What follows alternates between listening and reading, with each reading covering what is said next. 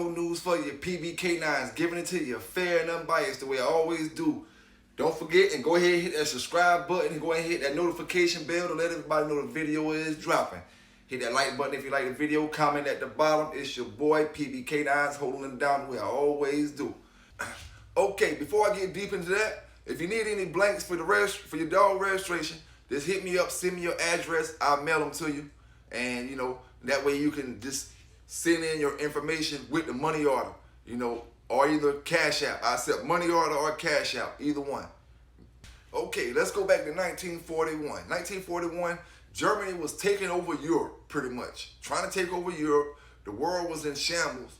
Japan had attacked Pearl Harbor December the 7th, 1941. The draft was in full effect, but not even 2 weeks after, not even 2 weeks before Japan had hit Pearl Harbor, not even 2 weeks before, a dog man was born. Not just any dog man, but a special dog man. One that would leave his mark in the dogs and the way he conducted himself towards people. The dog man I speak on today is Mr. Ken Allen. Mr. Allen was one of the most liked dog men across the country the way he conducted himself. He was a top-notch competitor when it comes to competing. When it comes to competing, he was a top-notch competitor. He also owned the Roger Utility Company. Besides the dogs, he owned that as well. But the one thing I like about Mr. Allen myself is he was a competitor and the type of competitor that wouldn't price gouge. He was the type of competitor that would compete for $5,000, that would compete for $5. It didn't matter to him. $5 or $5,000. He wouldn't let you slip by.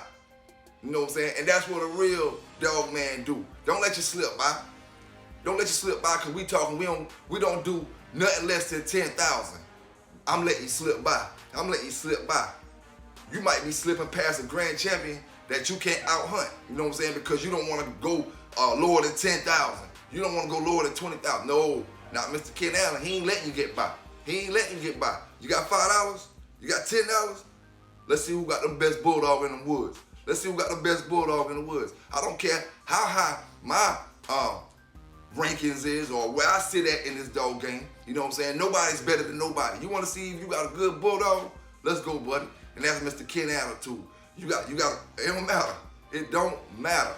That's why a lot of dog men today I never have a tornado. I never have this dog or that dog. You know what I'm saying? Because you don't put yourself in the situation, the position to do that. You know what I'm saying? You look good on 2 or 3 hunts, you throw your price up there. You never get a hunt again. You never get a hunt again because nobody can reach that price. Nobody can reach that price. You never get a hunt again. We talking about dogs that hunted whenever anybody wanted to hunt. You know what I'm saying? So it's a difference. It's a difference. That's why I like when I talk about Sambo so much, because it didn't matter if you came with the big dollar or the little dollar. To me, it mattered to see who had the better dog at the time. Because, see, I already had money. You know what I'm saying? My pockets was filled with cash. You know what I'm saying? I didn't care about winning a little bit more with my dog. My thing was to have that bragging rights about my dog. Oh, my dog was better than yours. Because I had plenty bread. You know what I'm saying? But my thing was, do I got a better dog than you? Because no matter how much money I got, you can't buy a better, money can't make you a better dog. Can I put it like that? Now the word was Mr. Ken was a super guy. He helped many guys with bills, vet bills, dog food, etc. Any kind of way he can help you. One great thing Mr. Ken did, how many of y'all would have did this? He had a friend, Mr. Bobby Smith, who was smoking at the time, and the smoking was hurting his health. Mr. Ken said, I'll give you $10,000 if you stop smoking. If you stop smoking cigarettes, I'll give you $10,000. How many of y'all would have stopped smoking for them $10,000? How many of y'all wouldn't have stopped smoking for them $10,000? How many of y'all would have stopped smoking for a week and got the $10,000 and then try to start back smoking? Shit the man. You know what I'm saying? But this is the kind of guy Ken was. Now, Mr. Allen was associated with a lot of great dogs. Too many for me to even really talk about on this one video. But we're going to get to a few, Starting with Butch. Now, Butch Rum was a great dog. He won 3. He was picked up on his 4th. He was picked up on his 4th. But his performance and his conformation wasn't the best thing about him. He was a great dog. When production, he could produce. Every dog he bred with, every female he bred with produced winners. All the dogs weren't winners, but most of the dogs in that, in them groups were phenomenal dogs, and he produced winners out of all of them. He was known to sire 4 registered champions and the all-time highest ranking grand champion, to date. Some of the dogs Butch sired is Roblox champion Tater, Holland's champion Jethro, and Tattoo's champion Tamar. And of course I can't forget about Dally's champion Bama, and the most infamous and famous grand champion Tornado. Now, Mr. Allen's Tornado is the only double grand champion that ever lived. She was supposedly bred by Hopkins with Butch and Hopkins Stripper, with Butch and Hopkins Stripper. Now, everybody knows the story of Tornado, what she did, and she was a great dog, greatest of the greatest. And that was Mr. Ken's pride and joy, pride and joy coming down off Butch. But, there's a little rumor, and there's, or at least, I'm going to say a rumor. There's a guy out that says that he is the breeder of Tornado. Tornado is not off Butch. He had the mama and the daddy. This other dog man also said that he had Tornado registered in the UKC, so he could have papers and stuff on him, But I don't know if this dog man's living now and he want to tell this story on PBK9, Dog News, hit me up. But that's what I heard. Now, Mr. Kenny was one of the top players on the East Coast, Good man. And he was said to have owned a yard with over 500 dogs on it at one time. Damn, 500 dogs on one yard at one time. Boy, it's hard to compete with that. Now, when it comes to Mr. Ken Allen, he was a great man, great dog man, and, we're here to give him his props today. All right, it was said that Mr. Ken Allen said when he died, he wanted to die in the box handling a dog. In the box handling a dog, and that was his words.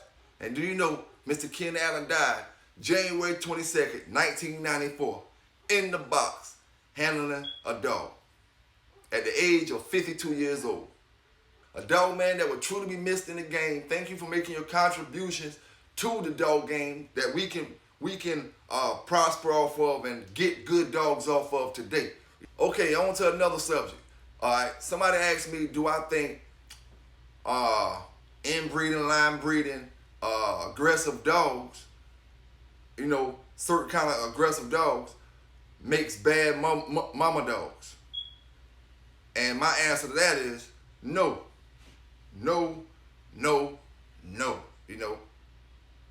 And that's my opinion. Like I say, it's not, don't take me on it and shoot me down for it. But my opinion is no. All right, this is why I say that. Does all the inbreeding, all the killing a lion do, all the ripping meat apart, all the ferocious things a female lion do, makes her a bad mother? We know lions inbreed. The daddy gonna breed back to the daughters. The daddy gonna breed back to the granddaughters. The daddy gonna breed back to the great-granddaughters. So that makes all them female lioness bad mothers to their cubs? No. So why would it do it for the dogs? Why would it do it for the dogs? Some dog men say that you're messing with nature, but the thing is, it is what it is. You're not doing nothing that wouldn't happen in nature. The way them dogs are being bred, if it was in nature, they'll be breeding a whole lot closer than what you breeding them. You know what I'm saying? And taking care of their puppies in nature. Some of these puppies aren't being, or the dogs are killing the puppies because of the owner. Not saying the owners are bad owners, but it be simple mistakes the owner might make. It might leave the puppies alone with the mama too long. Might go into work. Might not really look at them or keep up with them like that. Some dogs have harder mouths than others. You gotta pay attention to them dogs with them puppies, you know. See, we make the puppies, but our jobs have nothing to do with nature. We got to go to work to take care of our families and all that stuff. But see, nature is what the puppies and all that stuff goes through. See, if you was home watching these puppies or wherever it was and you had these puppies under 24-hour surveillance or some type of surveillance where you can, you know, make sure nothing has happened, then a lot of dogs would be great mama dogs. A lot of dogs would be great mama dogs. Some dogs don't have room in the brood box. It's so many different reasons a mama dog will kill her puppies. But I bet you it didn't come from that breeding. Cause like I say, lions breed every day in the wild. Lions are the biggest killers in the wild. You know, the biggest killers. That's breeding back to his daughter. That's breeding back to his granddaughter. You know, breeding back to his nieces. Breeding back to everything. You know. But all them lions take care of their cubs. So it's not a breeding problem. It's more or less a single dog issue problem. Next thing I want to say, man. Next thing I want to say, and listen to me when I say this. Competition is only about two things. No matter what you're competing in, whether you're in the Westminster show, whether you're trying to jump that water highs, whether you're trying to get out there in that pool, whether you weight pulling, whether you treadmill racing, competition is about two things. Whether I'm competing on the protection dog field, the IPO, or anything, Shetson, competition is about two things. You winning or you losing. Anything else in between is gonna have you on the losing end. You know, you worry about winning or you worry about losing. Whichever one you feel like you want to worry about. All that stuff in the middle is gonna just have you on the losing end. So winning. That's what you worry about. All that other stuff, you know, it is what it is. When you go into your competition, no matter which competition you're going in, you go in to win. You don't worry about the politics behind this or that. You go in to win. You know what I'm saying? You going in to win, you go in to win. And another quick thing, when it comes to the rum list, you know, let's do a little reconfiguration. You know, I think if you ask me, yellow at the top of the rum list once again. You know, Mayday goes up on the list as well because of how many times he was bred. He was bred a whole lot more times than all them other dogs. So he had a chance to make more champions and make more, you know, champions that sire other dogs, good dogs and stuff like that. So he was bred a whole lot more since all these lists and things were made. So Mayday, I think, will be at the top with yellow. Yellow, Mayday, Frisco. Of course, Frisco won't be there because Frisco's been bred a whole lot. And people are doing their thing with the Frisco dogs across the country, you know, over the years. So Frisco will be up there. Macho Buck probably will be up there, high in the top. I'm going to top 10. Macho Buck will be up in the top 10 because a lot of people working around with Macho Buck dogs. Or the Buck dog in general will be higher than what he is. But the crazy part of this whole thing is the list that I'm looking at is an old list from our, you know, one of the old magazines. And don't you know, Chosen's Few, Awesome Buck is in the top, I want to say the top 10. Alright, so we talking way back in the days. So what's going on with the dogs? Why, if this Awesome Buck is so relevant in 2022 and Chosen Few is so relevant in 2022, why haven't Awesome Buck risen on the rum list?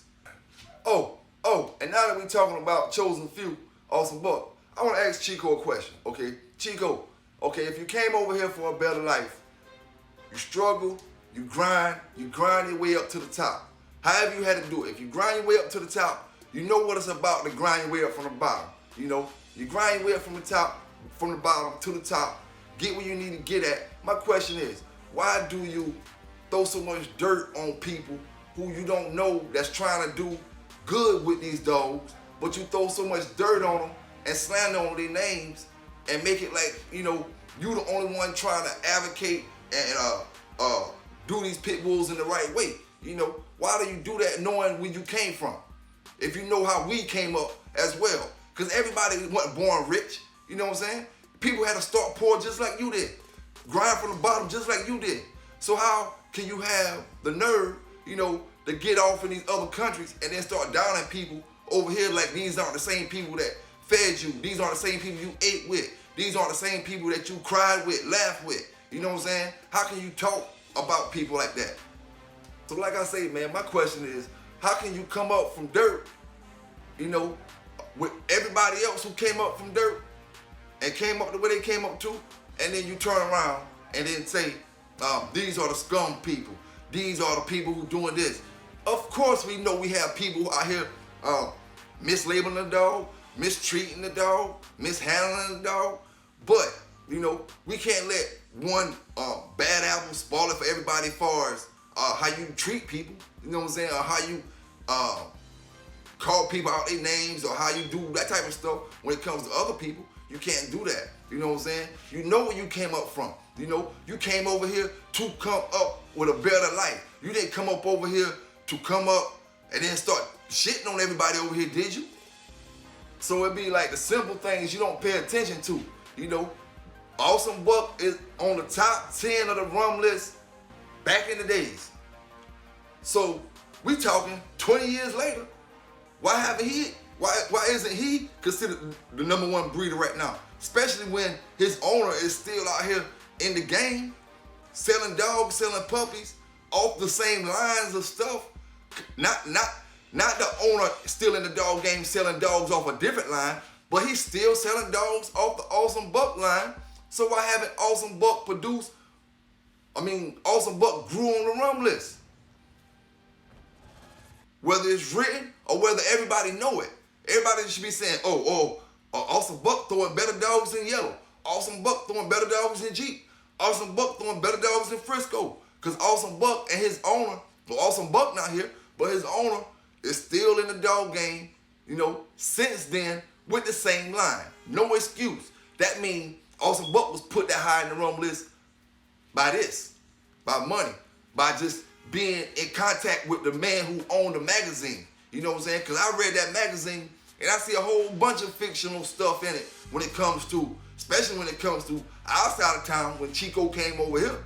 Like, there's so much false stuff in there. You know what I'm saying? But the thing is, he tell the editor this stuff. The editor write it down, they do all the writing and make these books. And a lot of dog men don't comment because, just like how they don't comment on Facebook stuff, or they don't get on Facebook, or they have no social media. A lot of dog men didn't comment in the magazines or to respond back to the comments that he made. And I'm looking dead at the book, when I was looking at it, seeing that he telling a lie about certain things. You know what I'm saying? But it is what it is. And like I say, Awesome Buck is high on the rum list at that time, so why he haven't moved up yet? He doing everything else. He talking trash about all these Americans that helped him get to where he got at, but then Awesome Buck ain't up on the rum list. Awesome Buck should be the #1 producer right now, unless he's not producing. How he get that high on the rum list that fast? When he was born back in the days, how he get that high on the rum list and all of a sudden stop? All of a sudden stop on the rum list. Yellow them been on the rum list before he was born. Jeep and all them before he was born. All of a sudden, Awesome Buck get on the rum list quick and stop. Something ain't right about that, is it? Something ain't right about it. Sound a little more like less about the dog and more about like I said before, more about I ain't gonna hold y'all here too long, man. Thank y'all for subscribing to the channel. Thank y'all for liking the video. Hit the comments up. I'm in the comments with you, like I always do. You know what I'm saying? I'm always rocking with you. You know what I'm saying? Always rocking with you. Everybody stay positive out there with whatever you're doing with. Keep it going. You know what I'm saying? Even if you hit a rocky spot on the road, keep it going. Keep it going forward, forward, forward.